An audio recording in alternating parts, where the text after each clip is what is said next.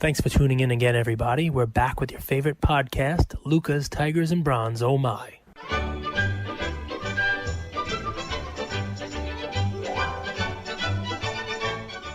Luca Nation. I want to bring to you guys a little quick segment to pick the Jedi Master's brain here, really quickly, because right before this call, right before this episode, Cage and I connected and we were just talking macro. What do we like about the market? What are we seeing in the market? And, I want to hear from the big man himself. So Cage, tell me one or two things that you're optimistic or excited about with the hobby going into 2021. And tell me two things that, raise caution or, raise an eyebrow for you, if you don't mind. Wow, I like it put on the spot, I guess. So optimistic. There's a lot to be optimistic about, right? It seems like there's a lot of new money coming into the hobby. Seems like there's a lot of celebrity money coming into the hobby. It seems like I wouldn't call us celebrities, but sure, no big deal. Well, we're celebrities, definitely. But it seems like every week I see at least one picture of somebody else.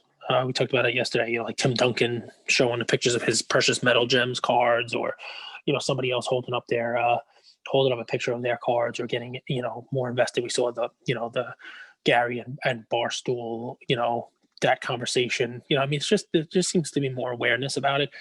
Ken Golden is doing a really great job of publicizing some of the record prices of his auctions. And over the last 6 months, it's really become considered another like alternate asset class.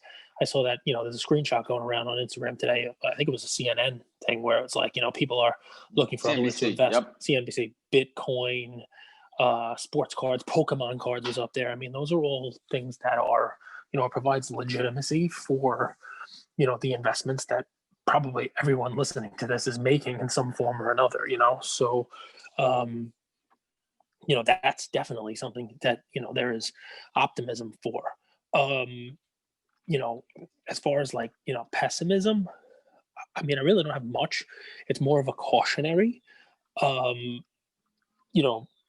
People should take advantage of the data that's there. I mean, just because it happened before doesn't mean it's going to happen again. But 2020 was a crazy year for like a roller coaster ride in a lot of cards, right? You've seen a lot of a lot of cards go up and then come down. And it seems like people think, well, what I invested in is going to be immune to that, And I talk about Project 2020 all the time, right? But we saw modern basketball up, down, looks like it's going back up.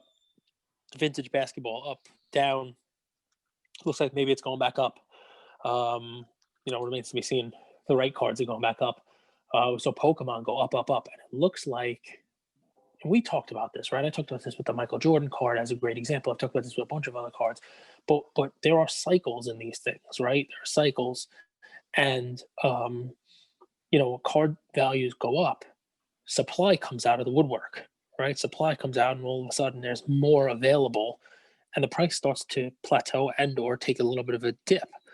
But when that supply gets eaten up, there's still demand for some of these higher end cards, but the supply gets eaten up. You no longer have multiples of the card available on eBay or in auction houses. That's when the price starts to move its way back up. I mean, you can name cards that happened to this year, whether it's Dr. J's rookie, the Magic Johnson, Larry Bird rookie card for vintage basketball, Bill Russell, Will Chamberlain. Those cards seem to come out of everywhere, and then they disappeared, and now the prices are going back up, is what it looks like. I would think Pokemon's going to probably follow suit.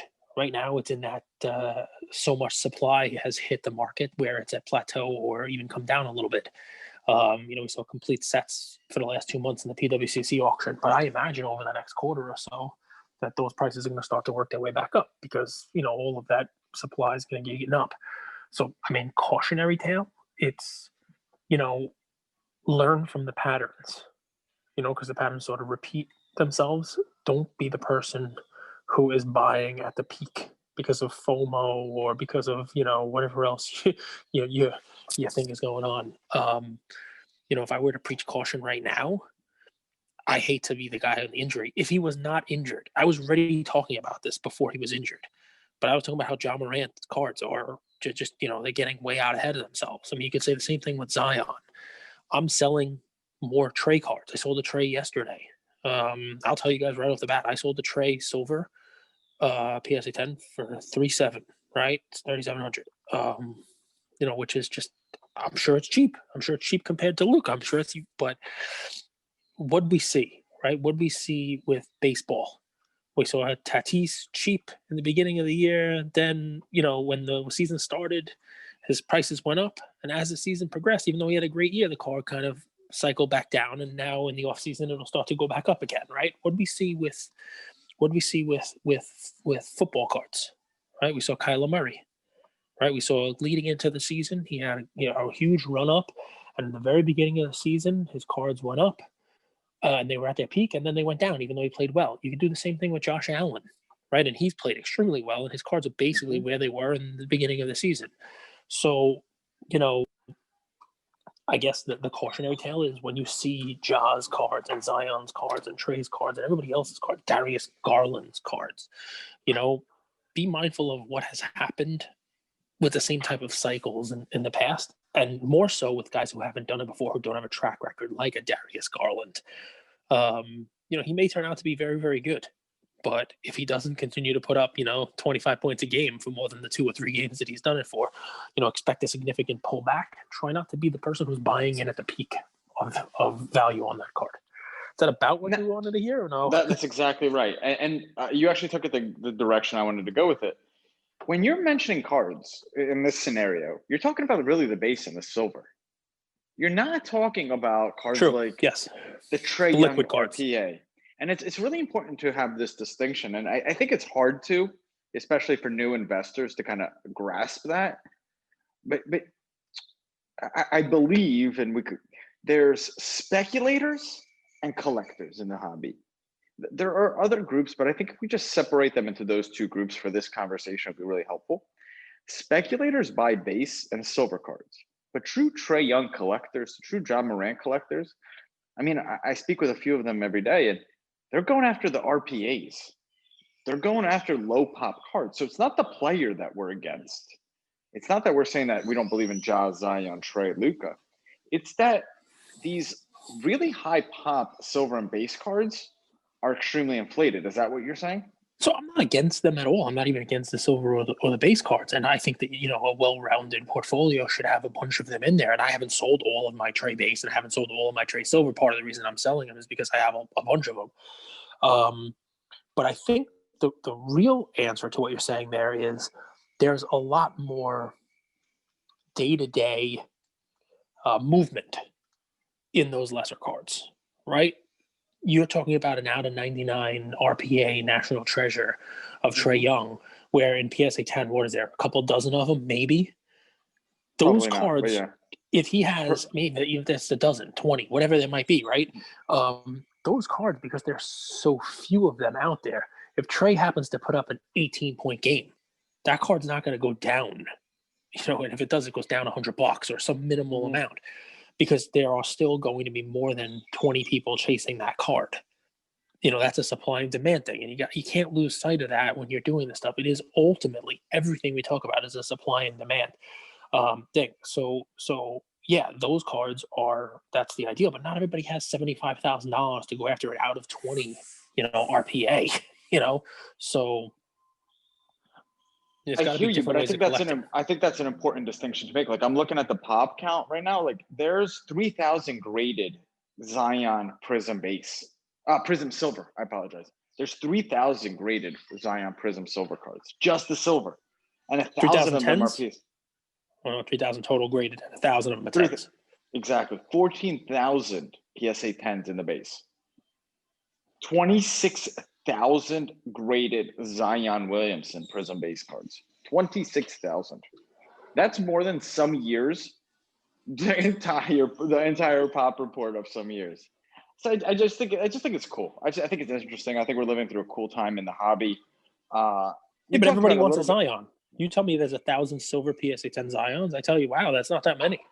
There's definitely more demand than that out there.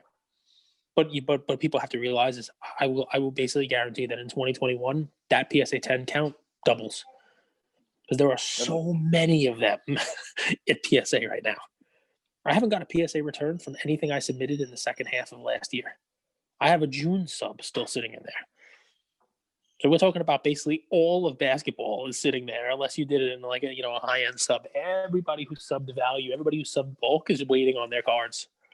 There are so many Zions still sitting in PSA. It's actually scary to think about what the numbers are going to look like. So there's another cautionary tale. I love it. What else is top of mind? What else would you want to cover before I jump into my play, you jump into your play?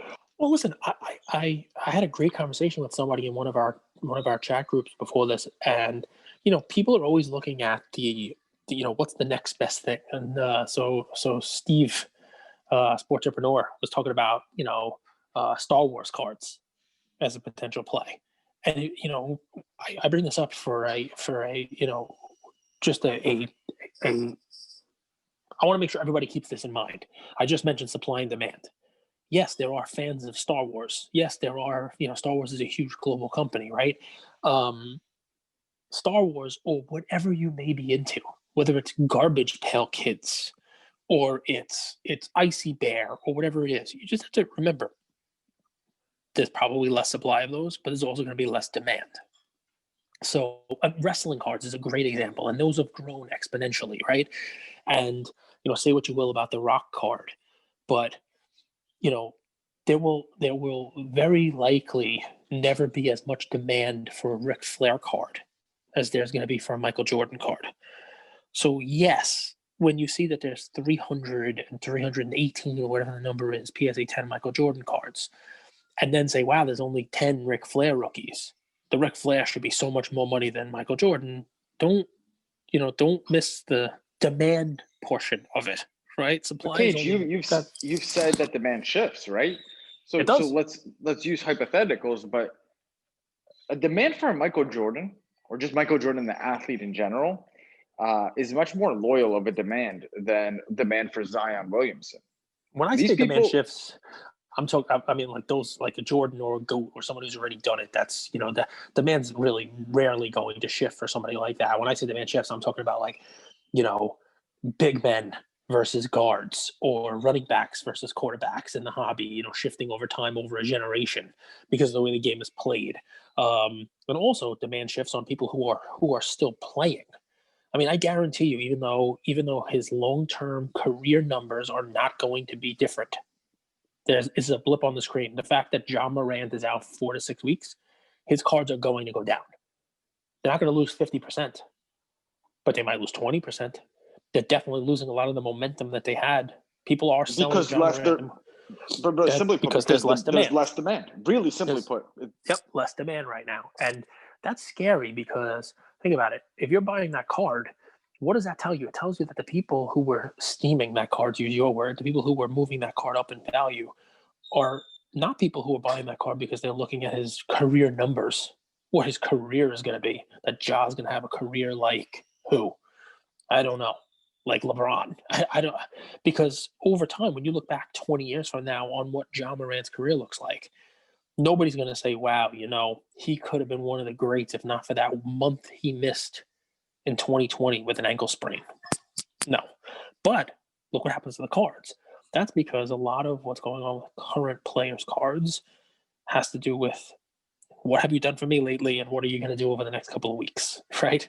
How many points are you scoring this week? And right now, Ja Morant's scoring 0. So I was gonna say, like, I remember in like 2007 and 8, Kobe and T-Mac had this run of like a stretch of like, I think it was like 20 games. They were putting up over 40 points, right? Do you think that's what people are buying into? They know Zion is gonna put up 25 and 9 every night. But basically, it's already accepted. Do you think the people that are buying into a Zion card right now are in hopes that he goes on that run? Because if he even ends this year, if in February his team is a 500 team and he's averaging 25 and 9, I can't imagine those cards maintain that steam. I'll tell you, they will, and here's why. Most people who are buying Zion cards, the Zion Prism Silver PSA 10, are not buying it because they expect him to be an all-star, or take his team to the 3 seed or whatever it may be this year. People are buying it so they can take a picture of it and say they're one of the lucky 1,000 people who has a PSA 10 Zion silver and post it on Instagram or show it off and hold it up and say, hey, look at me. Look what I got. I got this. And what's So the so value people of that? so their friends and family know that they have some money in the bank? Well, so that you and I know that they have a Zion card. And it draws attention to their page and it draws attention to their legitimacy in the hobby. And it shows, look, I'm a legitimate guy. I'm one of the lucky 1,000. Don't underestimate this. It really is a thing. It really is a thing. And there are more people who care about that Zion PSA 10 than care about, several other great player cards. And, and the supply and demand stuff, it's a relevant thing. You and I can go back and forth now, lightning round style, and name people who over the last 30 years played in the NBA who will ultimately have a better career than Zion. Let's do it. Let's do 5 each. Chris Ready? Bosh. Chris Bosh. Great answer. Ray Allen. Right? Kevin Garnett. Are you? It's supposed to be back and forth. Go ahead. Have you ever danced? Are you just pushing me around the dance floor? You said Karl Malone. I think you might have a delay. Let me follow. You lead, I'll follow. But you did. We did one each. You said Karl Malone. I mean, maybe there's a delay. Who the hell knows? But I heard Karl Malone. I said Kevin Garnett. And so it's your turn. Okay. You take too long. See, this is why I don't dance with you. Because you're a horrible partner. I got to drag around the floor. Gary Payton. Right? I mean, Paul Pierce.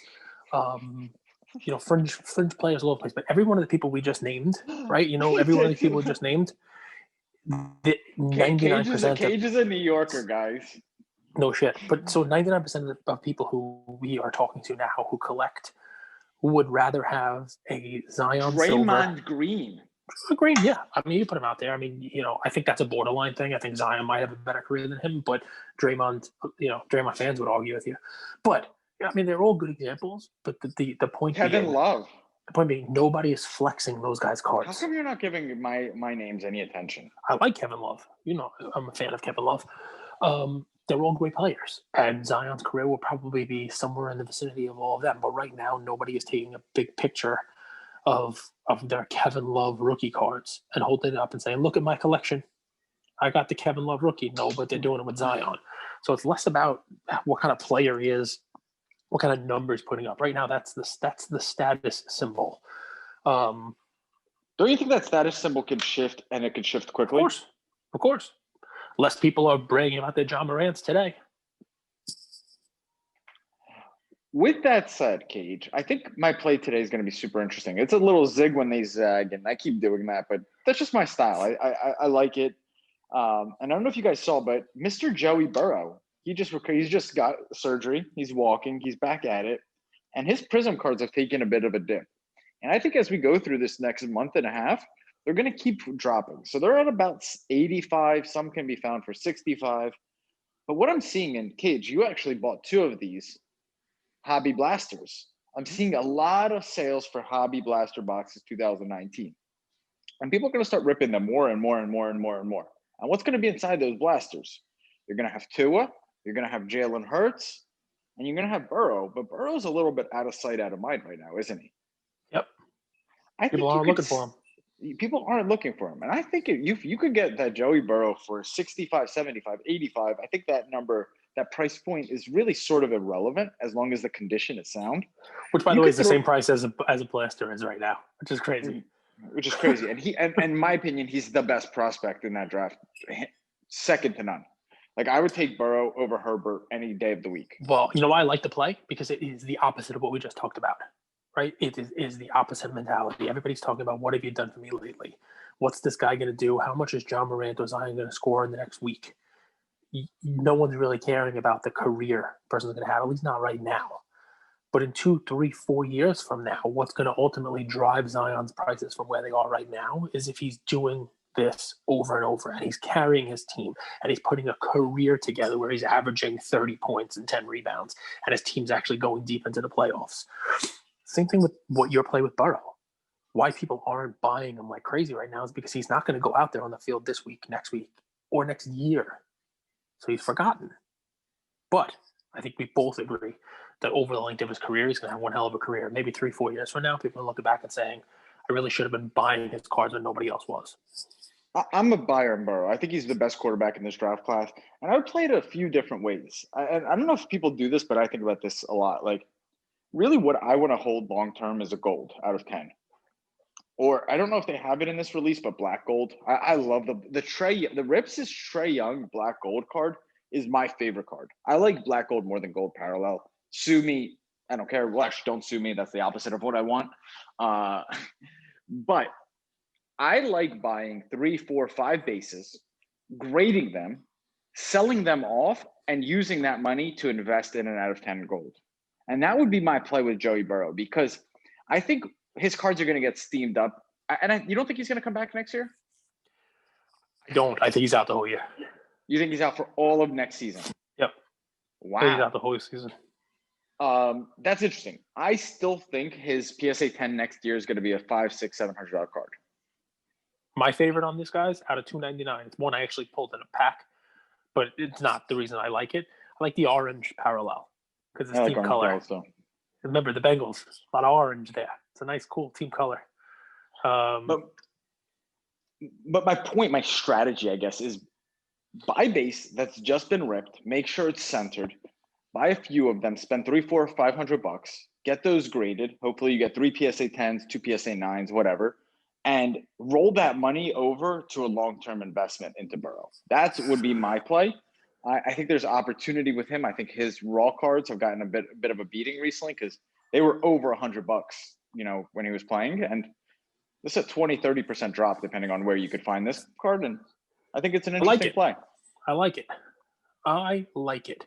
So I have a play that's completely different than yours. Completely different from yours.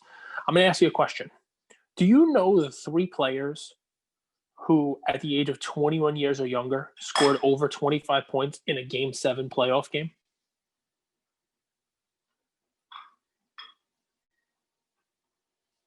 Say that one more time.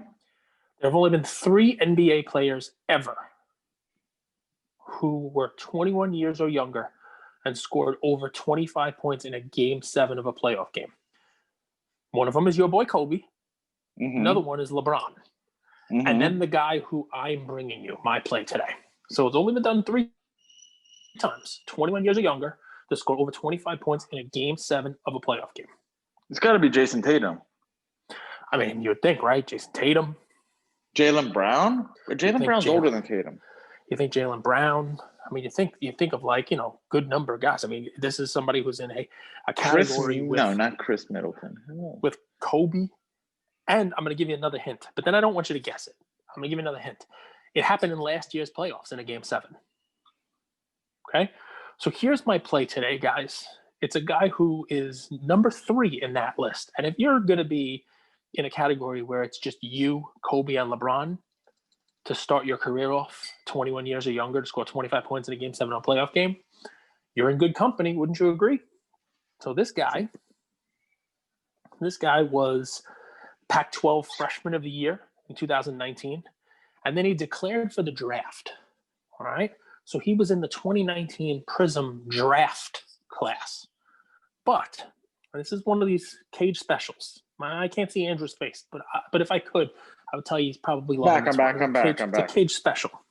So even though he was in the 2019 Prism draft product, he did not get drafted.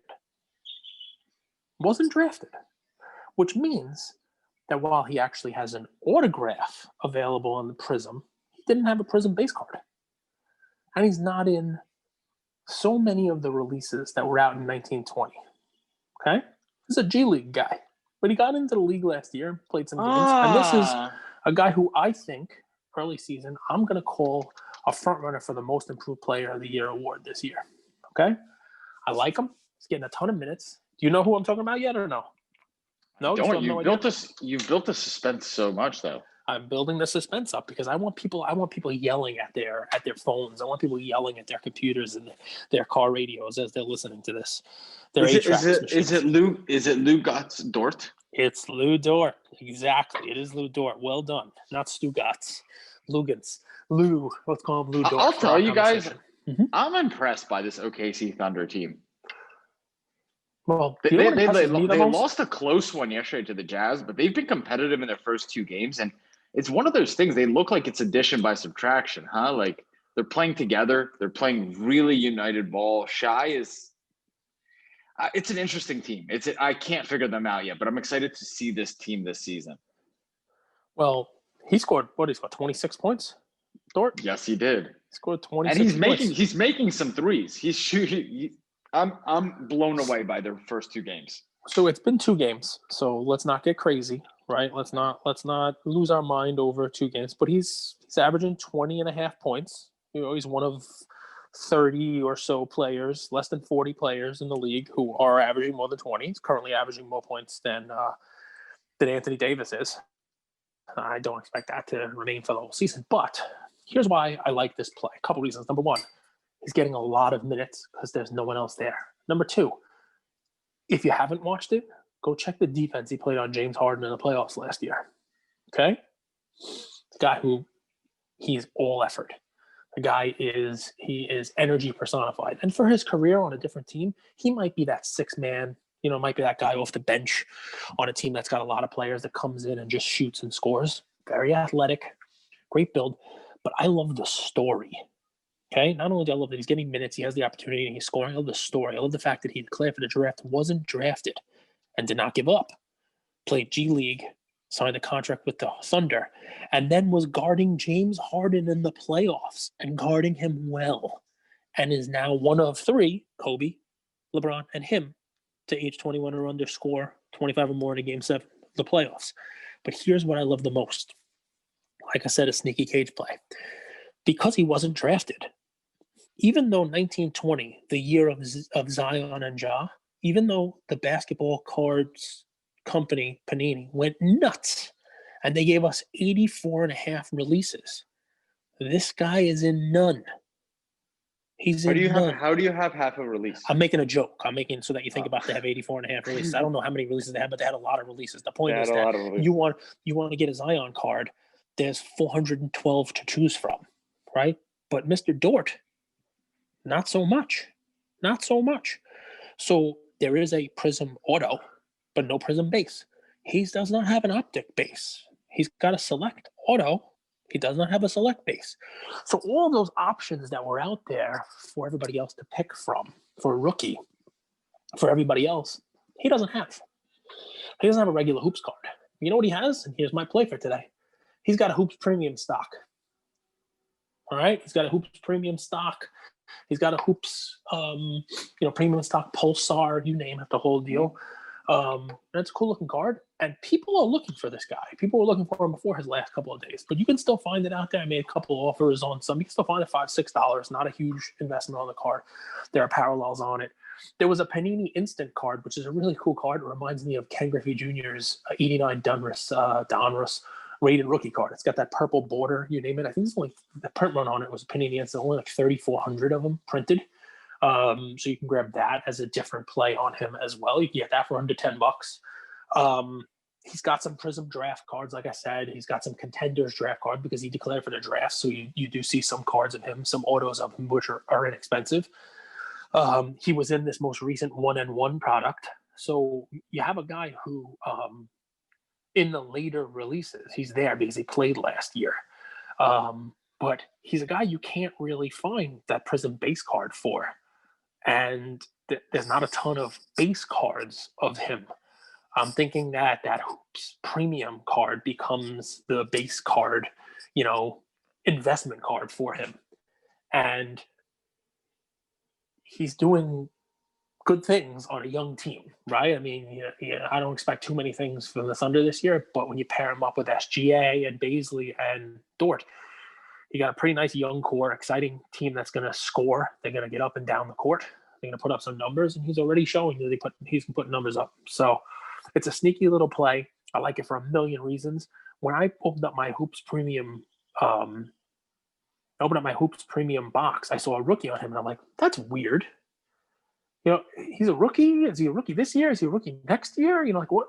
And I had to look it up, and I'm like, all right, I remember watching him play in the playoffs, but I don't remember seeing any rookie cards of him. And then I looked up the story, and now you know why. So it's a sneaky play, right? Because we talk about supply and demand, and there's a reason why we bring shit up, guys. right? So here's a guy that there's going to be demand for because he started the season off pretty high, but there's no supply. You can't find his cards because he wasn't in a lot of releases. It's a sneaky little supply and demand play. I think it's awesome, and I'll tell you, I think getting a few of these and a few Darius Baisleys and kind of like a little Oklahoma City Thunder mutual fund that you grade yourself is interesting. Not because I think these guys are going to be all timers. I just think their expectation is so low for that team going into the season. I think they're going to overperform, and that's going to drive the price. It's an easy play, by the way, because there are people who do that. You can buy the Hoops Premium Oklahoma Thunder team. People sell them on eBay. Here's the team set. Get the SGA and the Baisley and the Dort. You get them all together. They're right there. So, yeah, I mean, guys, this is one where there's not a ton of. So hopefully you have this. You're subscribed to our podcast here, because I can virtually guarantee with a play like this at a couple bucks that if you're listening to this on the second or third day after it's released, those cards will probably be gone. So it's going to get annoying, but I'm going to keep saying this, guys. This is the equivalent of one NFL game in the NBA season right now. They've played one game so far. So just keep that in mind. It's so early on. Yep. LeBron's not even playing, really. I don't know if you guys watched the Trailblazers-Lakers game last night. They're leading in the fourth quarter. LeBron's not even defending. He's just chilling, worried about talking to the refs. So it's really early on. Thank you, guys. Thank you, Luca Nation. Cage, any final remarks before we close? No, listen, we'll keep bringing you episodes every day. We know some people are off this week. We hope you're still listening to us during your week off. Enjoy your time. And, we look forward to 2021, bringing you daily episodes. Please continue to interact with us. So we also, Cage, he's so well connected now. He has connections in the U.S. Postal Service. And what he found out today was do you want to tell it or should I? You could tell it. I want to hear how the telephone game is played. I want to hear what kind of a version of my events you're going to give. See how you change it. There was an agreement between Amazon and the U.S. Postal Service for 2 weeks. Allegedly, for 2 weeks, not to ship any packages. So those packages in New York and in other states and cities around the country were just standing around in trucks. You guys may have noticed this. We use Pirate Ship to ship everything. There was no movement on 10 of our packages for 2 weeks. Then magically, right after Christmas, all of our packages started moving. Yeah, the Luca Nation submission PO box was just jam-packed yesterday with submission stuff, which is amazing. But yes, when I went to the post office, my local post office rep, who I am friendly with, explained why a couple of our packages hadn't moved. And said basically that from a window from approximately December 5th to December 20th, the priority mail parcels, so packages sent in priority mail, were basically sitting on trucks not being delivered. I was given the number of 80 trucks full of them in the Northeast, just sitting as they prioritized the Amazon packages over your retail mail. So you or I or somebody, an individual walks into the post office and sends something priority package. Those things were just kind of put to the side. And this is empirical evidence, so there's nothing here. But it's on December 24th, my birthday, at midnight, my $5,000 Kobe card from December 5th magically started moving again. Take that it's for Christmas what it's miracle. Worth. Plus, it was a birthday present for you. Pretty fascinating, right? Yeah, I'm stressed over my Kobe card. I only insured it for $2,000, and then it started finally moving again. But the point is, we have a January sub. So if you guys are thinking about subbing, if you guys were worried about USPS or shipments or anything like that, it seems that's been resolved. So just ship things to our PO box. If you can, on the front of the envelope inside on a note, just put your Instagram name and a little information about you and the service level. That would be super, super helpful. Cage goes through those. He inspects those cards. We log them then in a Google Sheet. And I provide you with all the information we have. And we send an invoice. We get those cards subbed for you guys, the PSA, and we keep it moving. So January submission, we're going to close that January 8th. So if you've been thinking about subbing, please feel free to send it our way. Our PO box is address is linked on our Instagram account in the highlights section. Yep. Yeah, if you got some wax for yourself, you opened up some cards for Christmas or Hanukkah or whatever else you might have celebrated. Yeah, send us the raw cards. I'm gonna open some Prism blasters today, hopefully. Maybe I get a Joe Barrow for you. All right, everybody. Listen, we appreciate it. Let us know if there's anything you want to hear about. We will address it. Talk to you Love soon. you, Luca Nation. Thank you for spending some time with us on another episode of the Lucas, Tigers, and Bronze Oh My podcast. Do us a favor and like, subscribe. You know what? Don't just like and subscribe. Everybody does that. If you like us, tell your friends, tell your neighbors, tell your enemies, tell everybody. And we hope you got something from spending some time with us today, and we'll see you next time. Thank you.